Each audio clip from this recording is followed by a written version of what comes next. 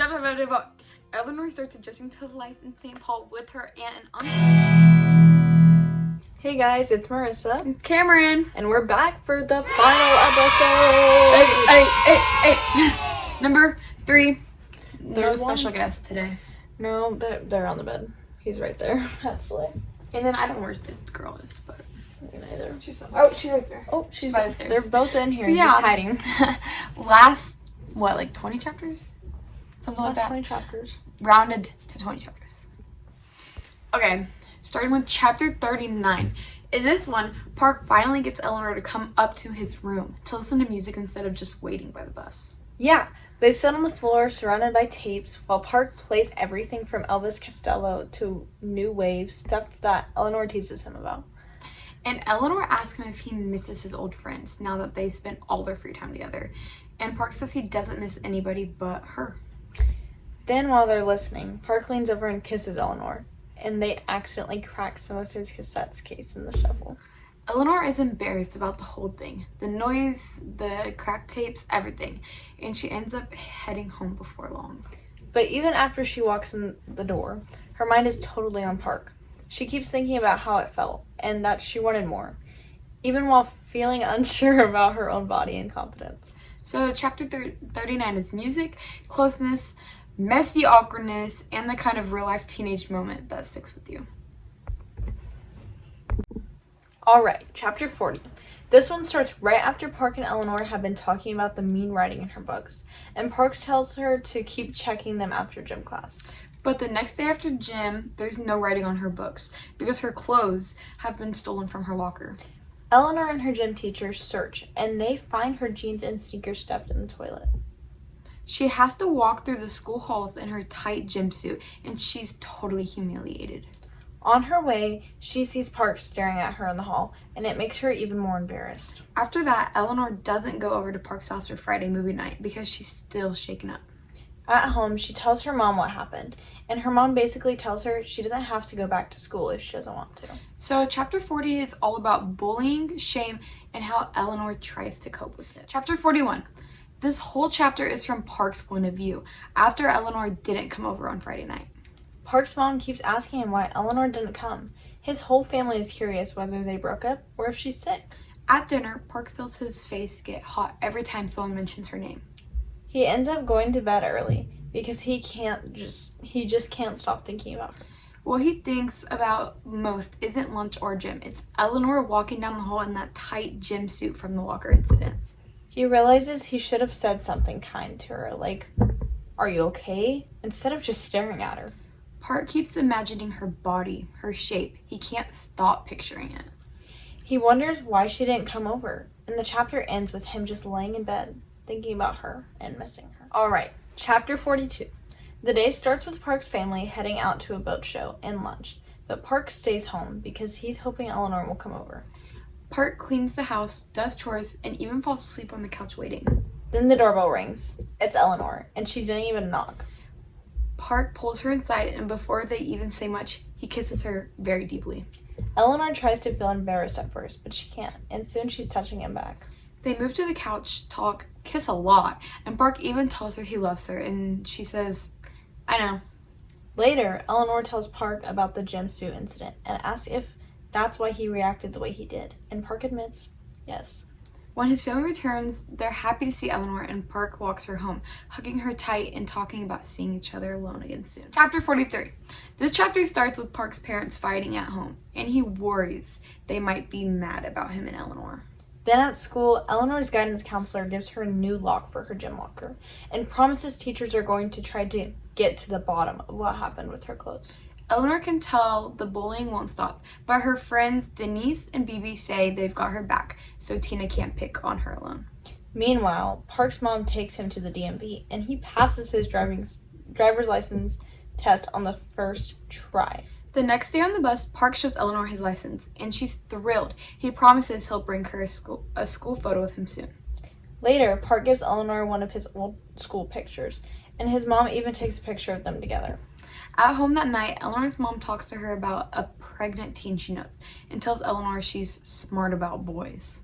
Eleanor feels both proud and awkward about the conversation, especially when with Richie pulling into the driveway right then. So chapter 43 mixes support from friends, big milestones like Park's license and photos, and real-life family awkwardness. Chapter 44. This chapter is short, but it actually feels peaceful compared to what's come before. Richie has to work late, so there's no yelling at dinner, and Eleanor's family eats frozen pizza together. They watch Highway to Heaven on TV, which is kind of wholesome for the household. Eleanor and Macy sit on the living room floor trying to teach little Mouse a hand-clapping game, but Mouse keeps messing up the rhythm. It's one of the few moments where Eleanor feels safe and almost normal at home, even though she still misses Park. That feeling of untouchable instead of miserable, that's the whole vibe of this tiny chapter. So chapter 44 isn't dramatic. It's just a brief breath of calm in the middle of all the chaos. Chapter 45. This one starts with Park, Eleanor, and Park's mom sitting on the couch watching TV. She suddenly suggests they go out for pizza and a movie. Park can hardly believe it. His mom just gave them money and fixed Eleanor's hair so they could go. They head out into Omaha, nervous and excited, careful not to get seen by Richie or Park's siblings. Eleanor gets swoony over Park's driving. She feels giddy and happy the whole night. Park shows her all his favorite spots: record stores, pizza place, ice cream place, even a comic shop downtown. At a park, they watch Goose Swans and talk about prom next year. And Eleanor agrees, even though she's worried it might not actually happen. They also talk about insecurities. Park about being Asian, Eleanor about how she sees herself, and they comfort each other. On the ride home, they get closer, kissing and holding on to each other, feeling more connected than ever. So chapter 45 is joyful, romantic, and full of firsts. Their first real date together. Chapter 46. After their amazing date night, Park drives Eleanor back to her house.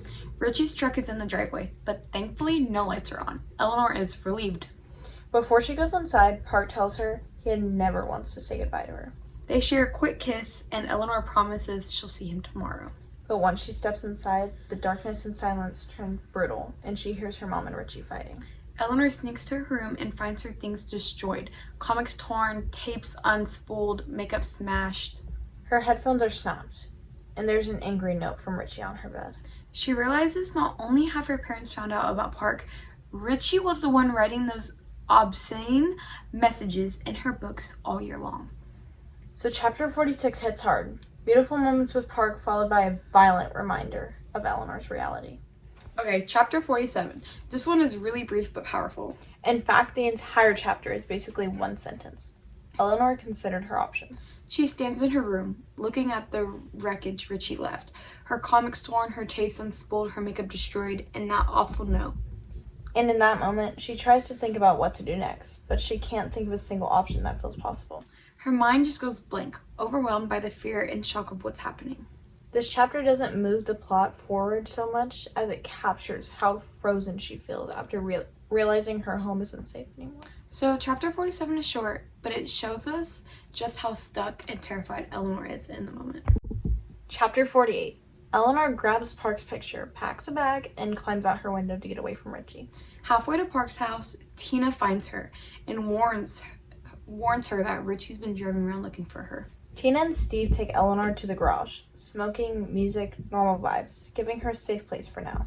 But Eleanor can't stay. She needs to find Park. He's been worried and sleepless thinking about her. Steve brings Eleanor to Park's window, and she finally reunites with him, crying as he holds her. They hide from Richie for a bit, then Park takes her to his grandparents' RV. Eleanor tells him everything about Richie. Chapter 48 is fast, tense, and shows just how far Eleanor has to go to be safe, and how much she and Park care. 49. In this one, Eleanor's thoughts turn dark and frightening. She starts noticing how Richie watches her all the time. She realizes it's not just scribbles in her book. Richie has been tracking her, waiting for a chance to hurt her. Pieces of the truth that Eleanor has been avoiding suddenly click into place in her head. She feels terrified and angry seeing Richie's behavior for what it really is. Dangerous and controlling. Instead of pretending it's normal, she now understands how serious and threatening Richie really is. Chapter 49 isn't an action, but it's huge for Eleanor. It's the moment she truly sees just how unsafe her home is and how it's become. Chapter 50. This chapter is intense. Eleanor tells Park she has to leave her home because of Richie. Park is stunned. Like his whole world just got flipped upside down.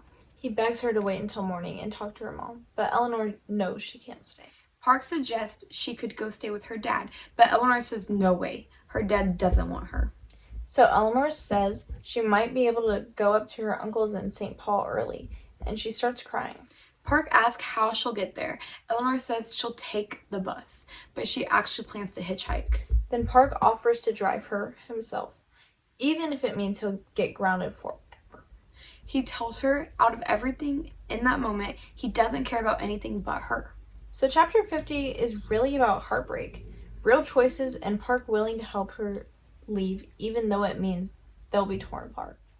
Chapter 51. Eleanor finally leaves her house. It's early morning and she's nervous. Park drives her quietly, trying not to wake anyone at home. Eleanor sits in the car, tense but relieved. They ride through the streets, avoiding Richie's gaze, and Eleanor clings to Park, safe for now. Eleanor keeps thinking about what she's left behind, her siblings, her stuff, her old life. But she also thinks about her freedom, just being with Park and not being scared every second. By the end of the chapter, they're on their way to a safe place, and Eleanor feels a mix of fear, hope, and trust. Chapter 51 is all about leaving the past behind and taking the first step towards safety. Chapter 52. Eleanor and Park are on the road driving towards St. Paul, escaping Richie and heading towards safety. The first couple hours are a blur. Park struggles with the stick shift truck, even getting headed the wrong direction at one point, before they correct their course. They stop in Iowa for gas and a map, and then they get back on the road. Eleanor falls asleep riding beside him. Park worries that she's asleep during what might be their last couple hours together, and soon he gets tired too. He pulls off the shoulder and curls up next to Eleanor, and eventually falls asleep holding her. Later, Eleanor wakes up in Park's arms at dawn and feels a rare moment of peace before remembering their situation. They kiss deeply, pushing away the sadness for a little while, trying to savor the moment. Park and Eleanor both reflect on their love and how hard it will be to live without each other, even as they continue driving. So chapter 52 is all about the long emotional drive, exhaustion, and one last intense moment together before separation. Chapter 53. Eleanor finally arrives to St. Paul, exhausted but relieved to be far away from Richie. She meets her uncle and aunt, who are there to help. They're kind and supportive, giving her a safe place for the first time in a long while. Eleanor finally takes a deep breath, realizing she's out of immediate danger. She thinks about Park and how much she misses him, but for now, safety comes first. She thinks about even the small things that feel comforting, the quiet of the neighborhood, a warm meal, and the fact that Richie can't reach her here. Chapter 53 is brief, but it's a huge turning point. Eleanor is physically safe, and for the first time, she can start thinking about her life without fear. Chapter 54. Eleanor starts adjusting to life in St. Paul with her aunt and uncle. She unpacks her few belongings and starts feeling the first sense of normalcy she's had in a long time. Her relatives are supportive and kind, helping her feel safe without pressuring her. Eleanor thinks about Park constantly, wishing he could be there, but she knows that she needs to focus on getting settled. She walks around the neighborhood, takes in the quiet, and appreciates being away from Richie for the first time in years. Chapter 54 is about adjustment to safety and Eleanor realizing she can finally breathe without fear. Chapter 55. Eleanor is setting into her new routine in St. Paul, but she's missing Park terribly. Then she receives a letter from Park, and reading it makes her heart race. In the letter, Park talks about how much he misses her and how proud he is for her being brave. Eleanor reads it over and over, feeling connected to him despite the miles between them. The letter reminds her of everything they've shared, their first meeting, their movie nights, and the little things that make their relationship special. Chapter 55 is small but meaningful. It shows love, survival at distance, and Eleanor's growing hope. Chapter 56. Eleanor is in St. Paul and can't bring herself to open Park's letters. Her feelings are too intense. She tries to write back, but every time she starts, she can't finish. Meanwhile, Park is totally missing her, blasting punk music and wearing eyeliner like the emo teen he is. He even writes letters to Eleanor, but keeps them under his bed, unsent, full of love. Chapter 56 is all about longing, separation, and the messy feelings of missing someone you love. Chapter 57. It's been almost a year since Eleanor left, and Park hasn't stopped thinking about her. He even keeps walking by her old house, even though she's gone, because he can't let go.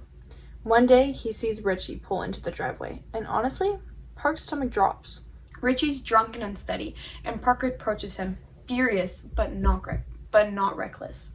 Richie falls, and Park wants to hurt him, like really bad, but instead he just kicks mud in his face and walks away. Meanwhile, in St. Paul, Eleanor has all of Park's letters spread out like tarot cards, trying to make sense of them. She realizes ignoring them was a mistake, and wonders if it's too late to fix things. Chapter 57 is all about how hard it is to move on, and how memories of someone you love can still hurt. Chapter 58! The final chapter! Eleanor is still in St. Paul, and Park is back in Omaha, missing her like crazy. Eleanor finally sends a tiny postcard to Park. It's just 3 words. I love you.